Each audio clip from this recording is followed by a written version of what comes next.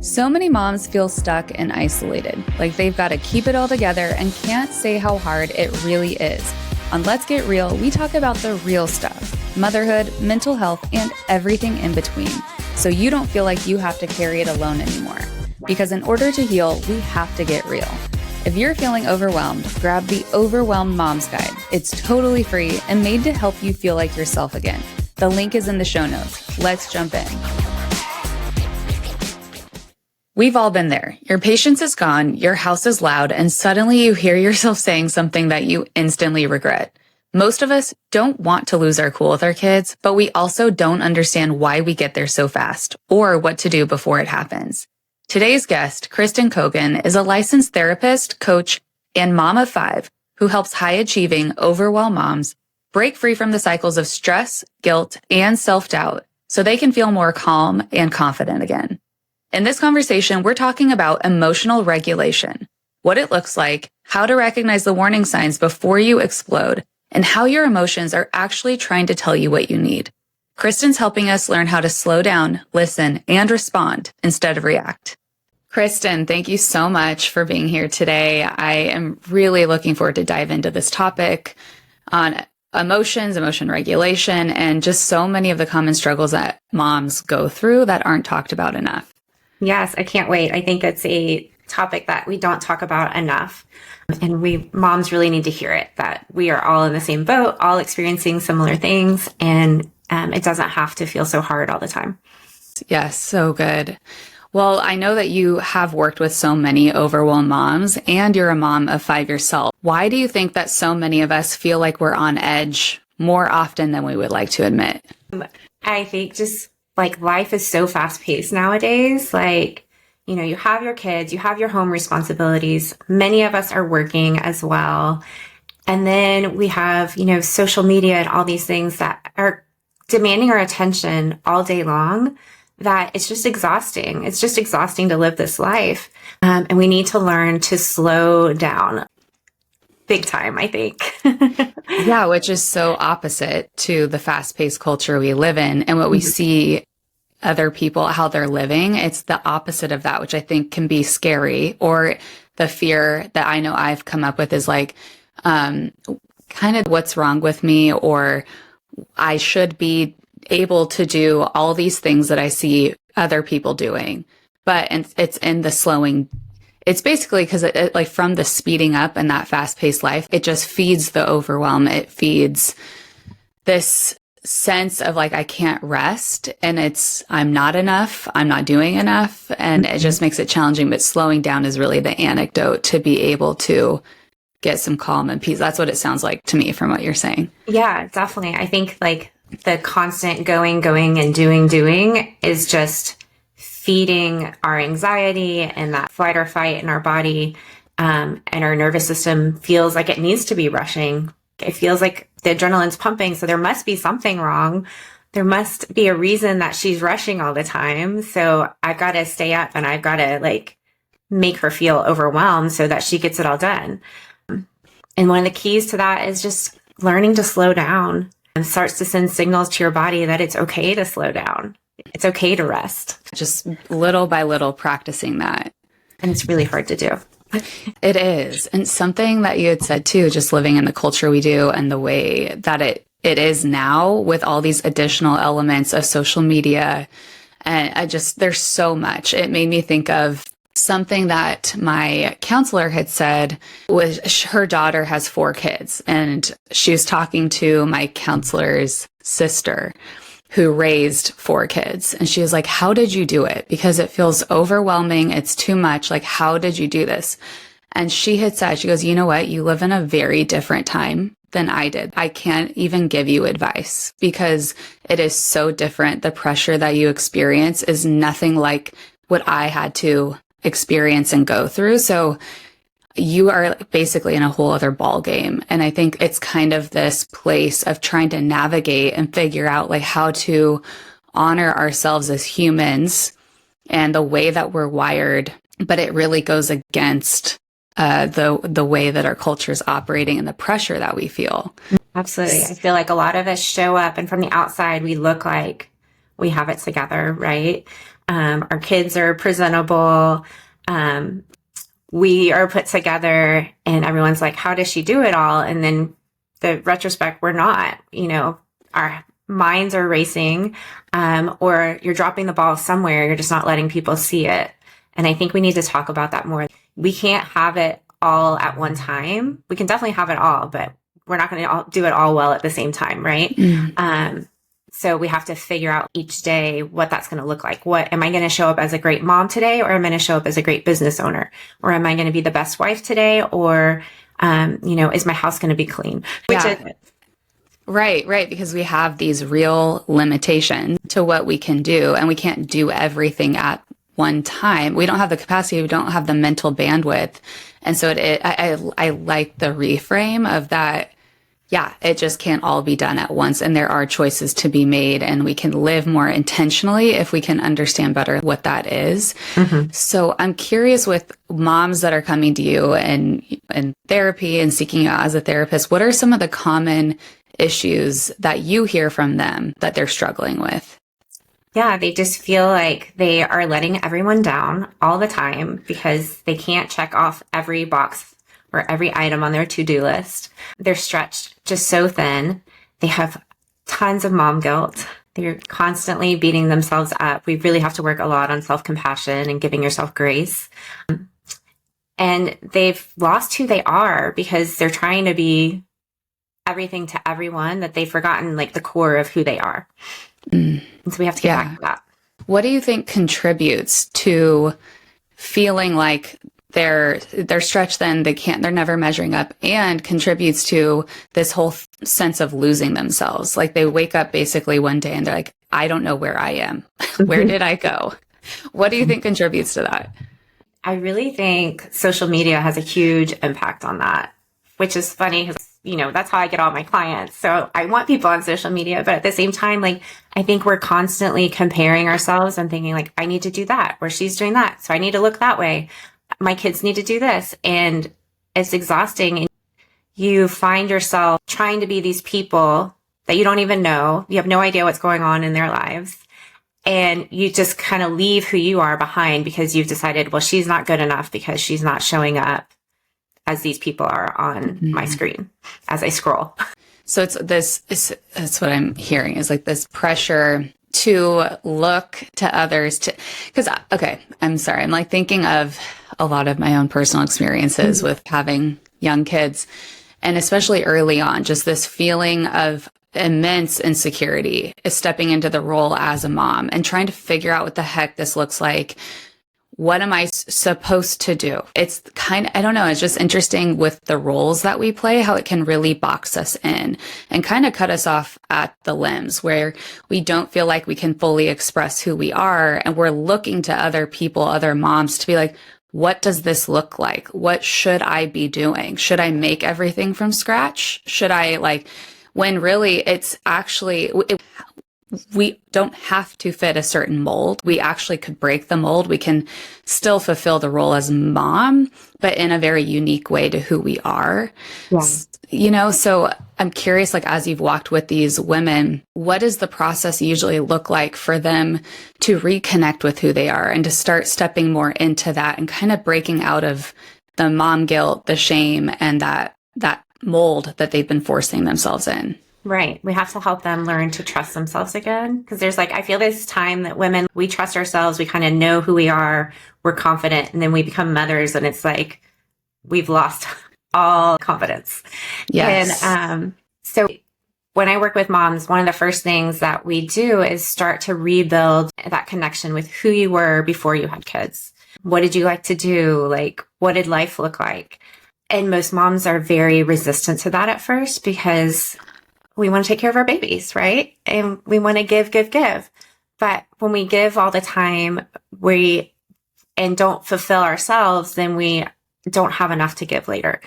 And so what I teach moms is that by taking small steps to take care of yourself, that really impacts how you show up for your kids, for your husband, for your friends, because you are happier and feel better. But it's really a hard shift to make for moms. So the way I teach it is I have a 4-pillar method. I call it my ripple effect method. Because if we're not doing these things, it ripples into our life in a negative way. Okay. And once we start doing these things, then we start to see the ripple of the positive effect flowing into our life. So the first thing we look at is like physical things. And I have my clients make a list of all the physical things that they do daily or almost daily to feel good, to take care of themselves. And maybe they're not doing any of these things. Maybe they're not even showering yet, right? And that's okay. So we make the list from what would your ideal day look like? How would you take care of yourself? So for me, one of the big things is getting ready every day. Because when I look good, I feel good. And that shows in how I show up in the world, right? Yeah. But this can also be simple things like drinking enough water, eating a balanced meal, walking, making your bed, tidying the kitchen. Just list all the things that for you feel good. What are some things that you like to do that make you feel good on a daily basis? Yeah, I would have to say for sure, if I can get out for a walk, that does make a difference, but particularly getting into nature. So I know when I feel very overwhelmed and stressed, I'm like, I crave that. Like I crave seeing green and trees and just getting to exhale. So for sure that. And then as well as like just, I'm pretty adamant about taking vitamins, which can sound a little funny, but I know that also helps me feel better. It gives me a little bit of a buffer. So something like that. Oh, and the other thing that I absolutely love that I never liked baths prior to being a mom. And then as soon as I was like, get me in a bath where I can just sit and not have to move for like 20 minutes. So that has become pretty much a ritual most nights. I love that. Yeah. So we can start small and do some of these things. Make sure you're getting outside. Make sure you're taking your vitamins. And the key too is also being aware when you stop doing these things that it's like that slow spiral of you starting to feel out of control. If you see me with a messy bun every day and in yoga clothes all the time, you're going to be like, girl, get it together. You're on that slippery What's going on? Yeah. But once you kind of get in the practice of doing a few of these things that helps you feel better each day, then it's easier to become aware of like, oh, okay, I need to make sure that I'm not slipping. So the second one that I talk to clients about is social. Because as a mom, we've got play dates, we've got volunteer things, right? All these things that we're being pulled. And so one of those things we first need to look at, like, are you an introvert or an extrovert when it comes to recharging your batteries? Do you need to have some alone time, or do you actually thrive when you're with people? So it's really important to recognize that and make sure that you're getting a little bit of that each week, each day, wherever you can build it in. Then you want to kind of make a list of like, who are the people in your life that you want to spend more time with or connect with? And maybe it's like friends that you don't ever talk to because you're always going, right? So write down a list of their names and try to connect with them once a month, once a week, whatever feels good to you, whether it's a text, a handwritten note, a phone call, actually getting together if you can manage that.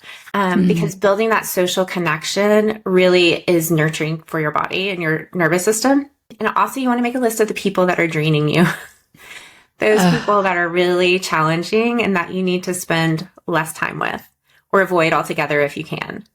So that you're just mindful of like, oh, I can't spend this much time doing this. That is really helpful. And then it's also good to like make a list of all your social commitments, everything you're volunteering with, work, group things that you do with your kids, sports, just so you kind of have an idea of like, how much am I really committing to? And are there any things that I really just hate doing and I can start crossing off my list? We've really got to start setting boundaries around these things so that you're not, drained all the time because you're out there doing things all the time. Yeah, that's so good. Then the next one is emotional. So emotional is the feelings that you want to feel more of in your life, or maybe you're not feeling at all, but you want to be more intentional about like seeking those in your life.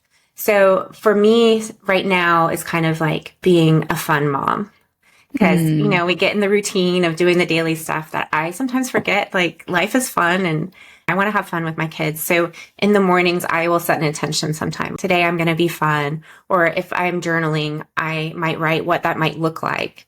But you can do this for any emotion. If you're seeking more peace, how can I look for peace in the day? What are some things that I could do that would bring me more peace in the day? That's really good. And then the fourth one is spiritual. And these are the things that lift your spirits and nurture your soul. We want this list to be the biggest because this is like where our coping skills come from. When we're having a bad day, we want to lean into these things. So it can be small things like going outside and just feeling the sun on your face, to huge things like planning a 2-week trip to somewhere that you've always wanted to go, and everything in between. And this is where you can really connect with who you used to be. So a lot of times my clients are like, well, I don't know what I like to do. They'll name 2 or 3 things and then they're like, but I don't really know what I like to do. And so I'll ask them, like, what did you like to do when you were younger or when you were a child? And so I had one client recently, she said she really liked to ride her bike. And so she bought a bike and rides a bike now. Or there's a lot of people that used to paint or draw.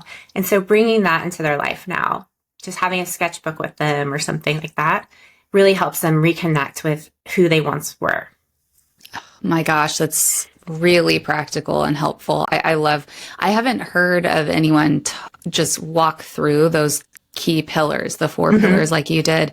And I love it because it's not too much, right? It's easy to feel overwhelmed already, but it's really not. And it's meant to nourish and fill us up. Right. And even just what you said of starting with remembering who you used to be prior to stepping into this, where you basically didn't have any space, all of your energy, everything went to giving to everybody else. I have nothing else to give. I don't know who I am. I think that's so practical and helpful place to start, because it's so much easier to remember those things instead of feeling like you're starting from scratch moving forward when you're like, I haven't even thought of that, and it could be years.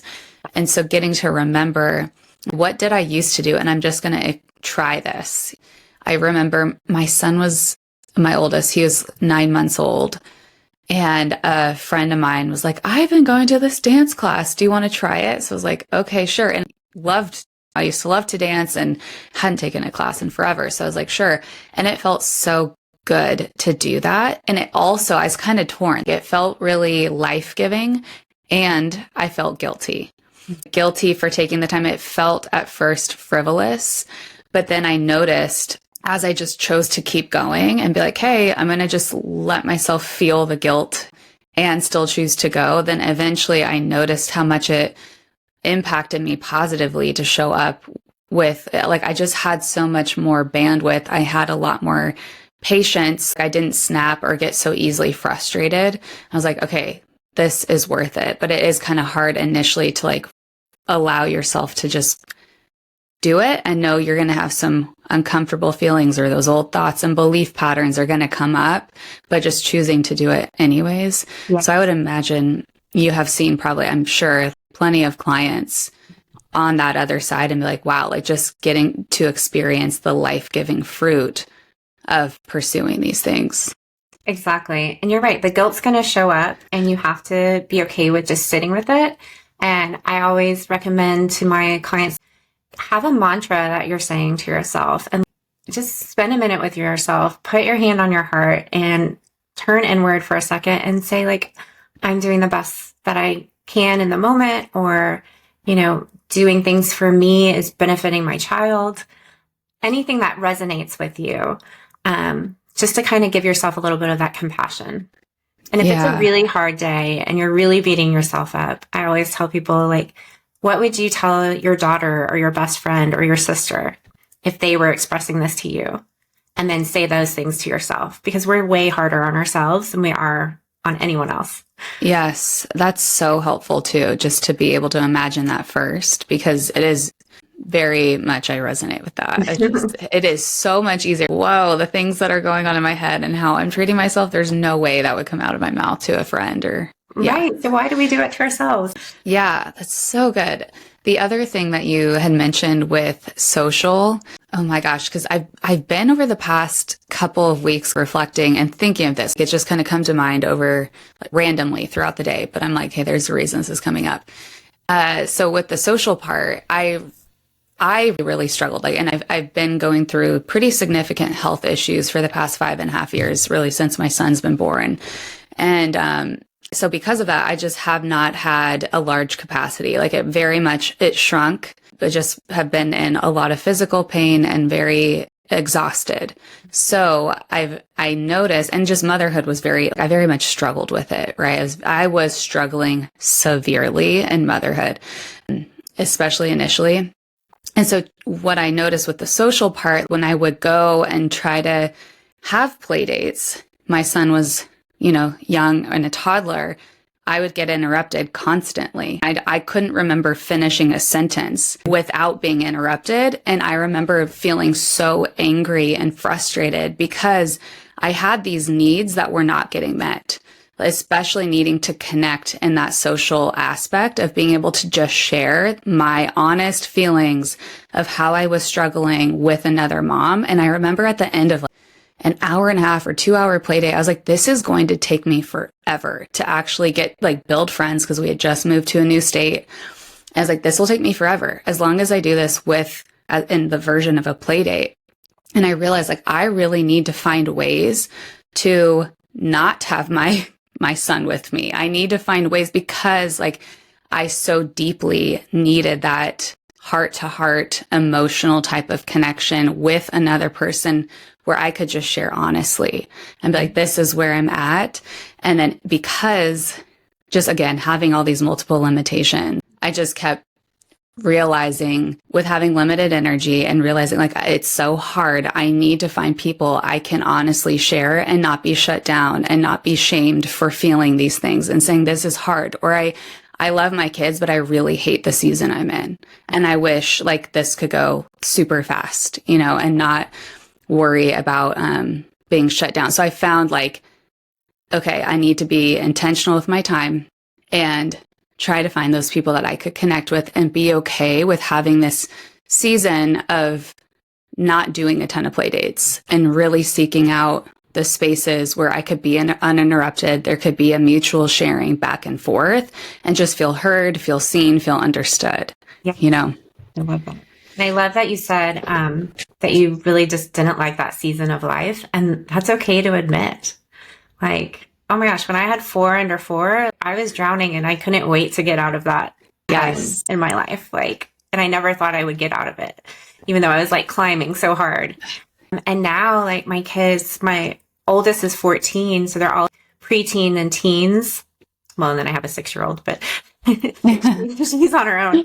But the other ones, they're all it's getting so fun because they're not as draining. They don't need me as much, or they need me in a different way, right? Yeah. And their personalities are coming out and we have great chats, and it's just so much more fun. I'm really loving motherhood right now. When they were little, that was a struggle for me. And I know a lot of moms feel a lot of guilt just admitting that, but that's okay. You don't have to love each season of motherhood.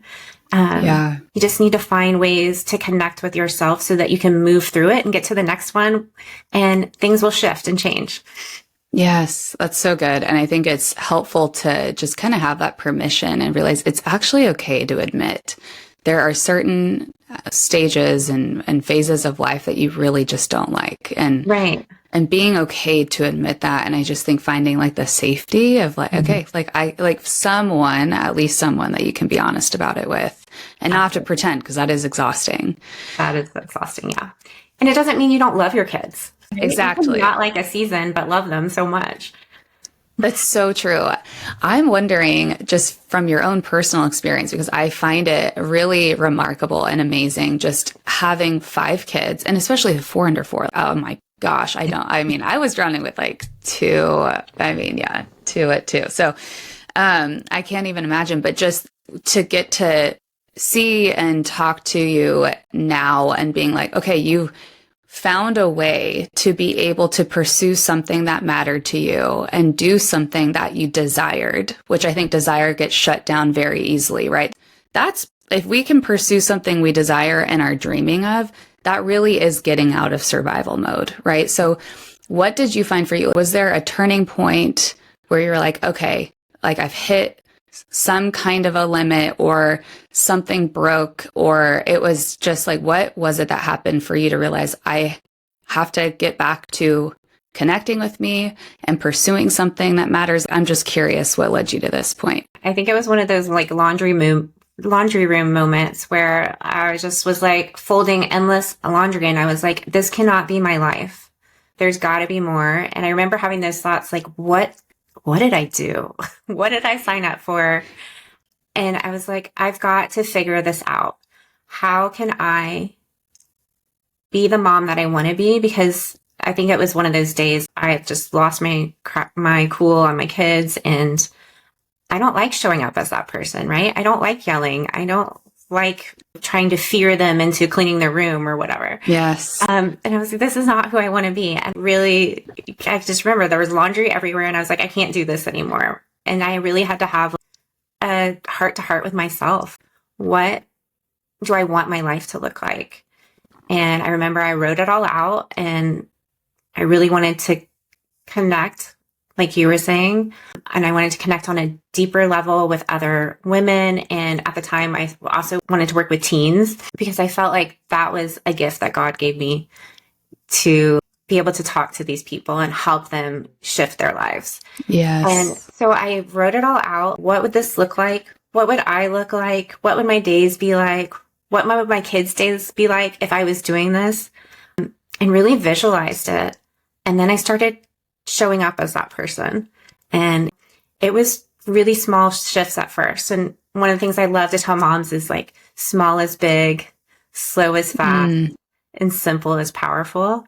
Because I feel like we always have this need to do it all right now. And it's really like, what can we do that will make us feel 1% better or make us get to our goal just a tiny bit? And then we'll eventually get there with baby steps. And I think that was the shift. And once I had that, I was like, okay, I'm going to do this. And my kids watching me, I think that was empowering for them to be like, oh, you can be a mom and do these other things, right? And do them well. It also, I started finding that I had more patience because I was taking better care of myself. So I wasn't losing it every day at 4:00. Yeah. Right. Or I wasn't like blowing up when I'd walk into their rooms and there was stuff everywhere. Because the clutter wasn't getting to me anymore. And so I was able to just slowly evolve into a happier woman and mother. But it's scary to start making those changes because there's that part of you that doesn't believe that if you do these things for yourself, it's really going to impact your life, all aspects of your life. That's so true. Yeah, it is scary. And it also, I know I really wrestled with feeling like I wasn't worth it. There was just this big internal battle of feeling mainly that and what I was so used to doing that I didn't even realize until I was in a lot more therapy. But I didn't realize that I would constantly try to get my needs met indirectly by meeting everybody else's needs first. But it never worked. It was like I was even more depleted. And then just the struggle of feeling like, can I really speak up? And can I really say what it is that I want, what I desire, what I need? Like, it takes a lot of courage, especially if you're not used to doing that. But what you just said of taking those small, powerful steps, that I just think that's so underestimated. How powerful those tiny, small steps are. Because one of my mottos, you're just talking about this mantra, but it's keep going, like one small, brave step at a time.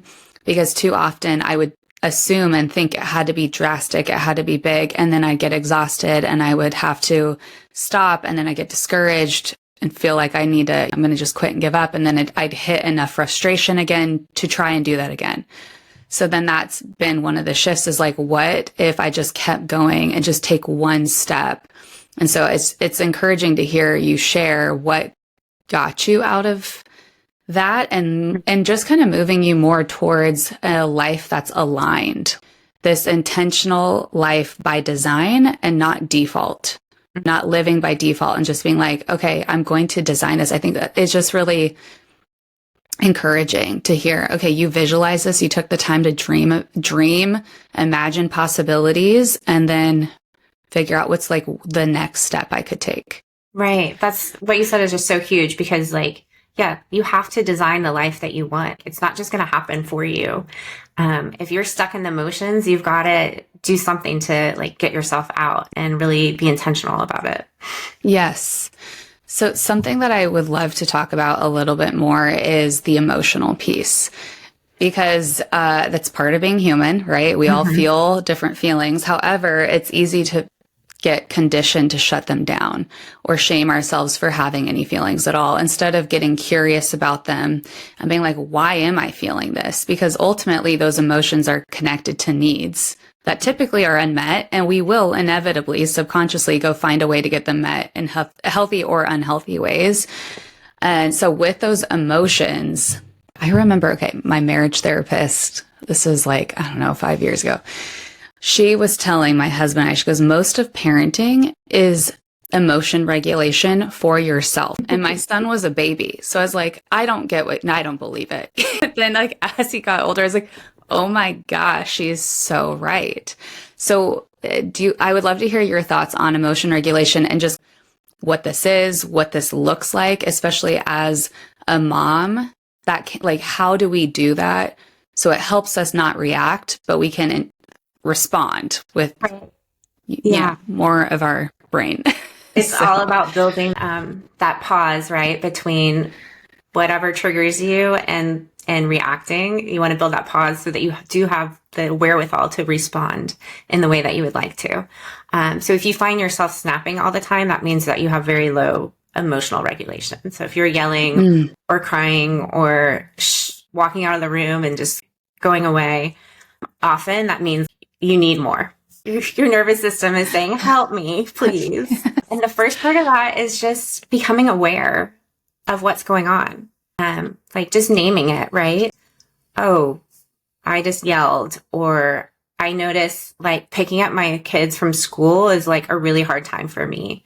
And then you're able, once you're aware of where your triggers are or where the rough part in your day is, then you're able to set up systems in place to kind of take care of that. So if you know that picking up your kids from school and that like 4 to like 6 o'clock hour is just your witching hour, and that you usually end up yelling or in tears or just hating life. Yeah. You can start doing small things. One of my favorite things to do is like when I go pick up my kids, whether I'm in the car line or like just parking, before I go in to greet them, because I always want to greet my kids with a smile. And I used to have it posted on my mirror in the morning when they were real little that said like, greet them with a smile. So I would remember that's important to me, right? But just sitting in my car and either listening to some music that I love, singing along to that is really great for your nervous system. It stimulates that vagal nerve that everyone's talking about, polyvagal theory nowadays. That helps your nervous system become more flexible and move out of flight or fight. Or just taking some deep breaths. Your breath is like the best thing that you have, that God gave us, that really helps us regulate our emotions. And it's probably so underutilized. So even just taking a deep breath in, like, and letting out a sigh, like that, is a signal to your nervous system that you're not being chased by a bear right now. Because if you were, you wouldn't sigh like that. And it's telling you like, okay, I am safe. Doing these things, they sound so kind of silly and simple and like, that's not really going to do anything, right? But they really are training your nervous system to move from fight or flight state into what we call the window of tolerance, a more calm and comforting state. And so if you just take a minute before in the car line, before you get your kids, you will start to notice that shift in your body. It might not be the first day, but if you do it daily in a week, you're going to notice a difference. And if you do it for a month, even a bigger difference. And, you know, it might be like you're on a 8 on like your intensity scale, right? You're very distressed. And the first time you do it, you might just move to a 7.9, but that little shift it's okay. It's progress. Yeah. One of my favorite grounding techniques is 5-4-3-2-1 grounding. Have you ever done that? I have. It's been a little while, but yeah. It helped me walk myself down from a panic attack. Okay. So big fan.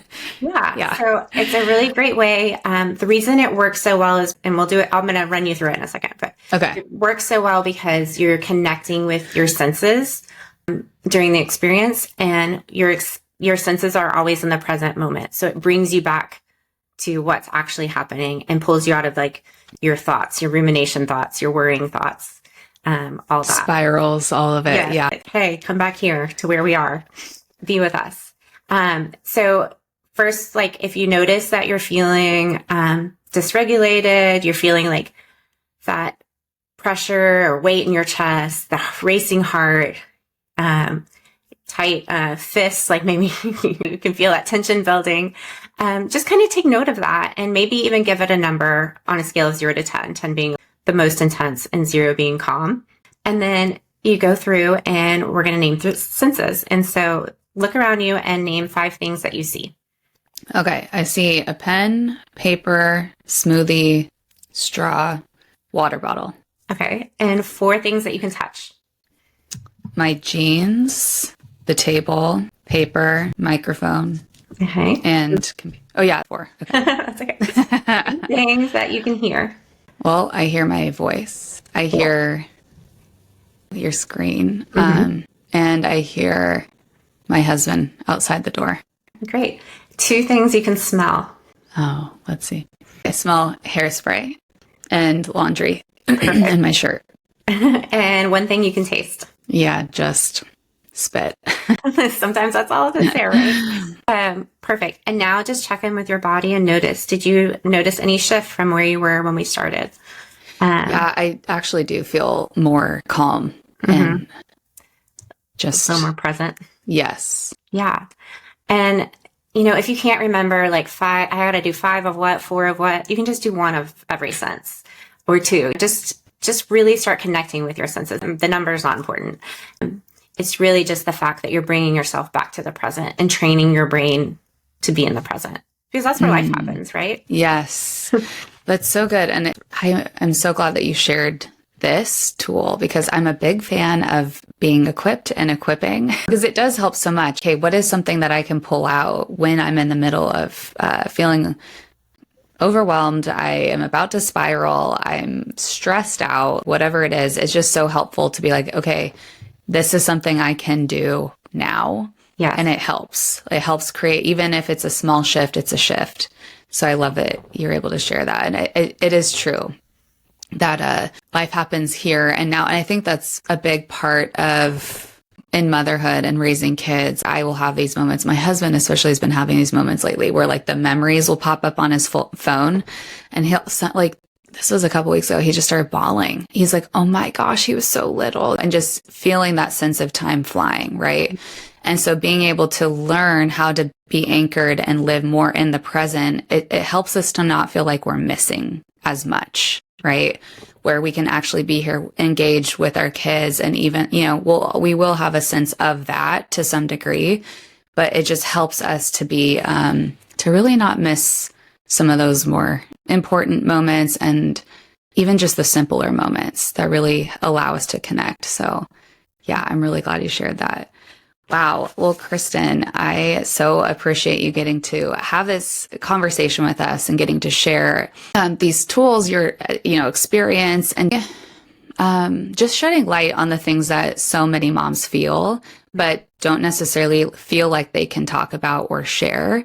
And just to understand, I really hope that there is a mom listening who's like, oh my gosh, I'm not alone. And I'm not crazy for feeling these things or thinking these things. Like it's normal and it's okay. So thank you so much for sharing and being on today. You're welcome. Where can people connect with you and to find you and learn more? The best place to find me is on Instagram at Imperfectly Wonderful Motherhood. I would love to hear your stories. Let me know all the guilt thoughts that are going through your mind, and I will reassure you that you are not crazy and that you are normal. That's so good. Yeah, I love that. And I'm so glad that truly you can be someone, you're an advocate for moms and someone who can just be like, yeah, I've got you. You're not crazy and it's okay. Right. We can get through this. So thank you so much. Well, if this conversation encouraged you, please share this with another mom who needs to hear it. Thank you so much for listening, friend. I cannot wait to talk with you next time. Thank you. Thanks for listening to Let's Get Real. If you've been feeling stretched thin, stuck in survival mode, or like you've lost yourself in motherhood, I made something just for you. It's called the Overwhelmed Mom's Guide, and it's totally free. Inside, I walk you through simple steps to help you reconnect with who you are, find a bit more breathing room in your day, and start to feel like you again. You can grab it now. Just click the link in the show notes. You don't have to keep doing this alone. Let's take the next step together.